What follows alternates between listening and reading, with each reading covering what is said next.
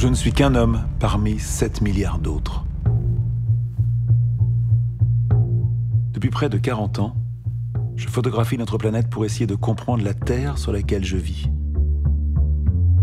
Alors que l'humanité progresse, j'ai le sentiment qu'on vit toujours dans un monde à 2 vitesses. Plongé dans les inégalités, déchiré par les guerres, on n'arrive toujours pas à vivre ensemble.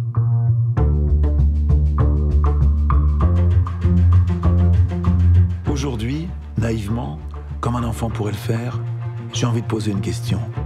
Pourquoi ? Pourquoi de génération en génération reproduit-on les mêmes erreurs ? Ce n'est pas dans les chiffres et les statistiques que je cherchais une réponse, mais dans l'homme.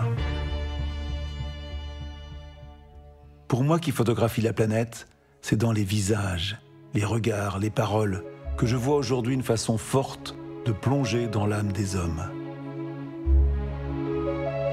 Un proverbe dit que les yeux sont le miroir de l'âme, je le crois. Car il n'y a rien de plus fort que quelqu'un qui te regarde droit dans les yeux et qui t'ouvre son cœur. Chaque rencontre te fait avancer, chaque histoire est unique. En me plongeant dans celle des autres, j'avais envie de comprendre. Avons-nous tous la même soif d'amour, de liberté et de reconnaissance ? Dans un monde tiraillé entre la tradition et la modernité, nos besoins immuables sont-ils partout les mêmes ? Et au fond, qu'est-ce qu'un être humain aujourd'hui ? Quel est le sens de sa vie ? Nos différences sont-elles si grandes ? Ne partage-t-on pas plus de valeurs qu'on ne le croit ? Et si oui, pourquoi est-ce toujours si difficile de se comprendre ?